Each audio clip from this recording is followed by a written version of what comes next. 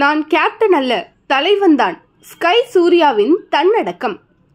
தான் ஒரு அதிரடி பேட்ஸ்மேன் மட்டுமல்ல, சிறந்த கேப்டனும் தான் என்று நேற்று நடைபெற்ற இந்தியா இலங்கை அணிகளுக்கு இடையேயான இறுதி T20 போட்டியில் நிரூபித்தார் கேப்டன் சூரியகுமார் யாதவ். இலங்கை அணியை 137 ரன்கள் என்ற குறைவான ரன்னில் கட்டுப்படுத்தும் முயற்சியில் பந்து வீச்சாளர்களை நன்றாக பயன்படுத்தினார் சூர்யா. குறிப்பாக ரிங்கு சிங்கை பந்து வீச அழைத்து குஷால் ஃபெராரே விக்கெட்டை வீழ்த்தியது ஆட்டத்தின் திருப்பு முனையை மாற்றியது.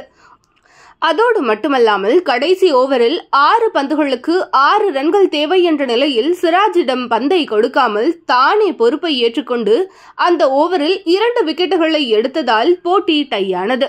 இந்நிலையில் நான் எப்போதும் கேப்டனாக விரும்பியதில்லை, ஒரு தலைவனாக இருக்கவே ஆசைப்படுகிறேன் என்று சூரியகுமார் யாதவ் தெரிவித்துள்ளார்.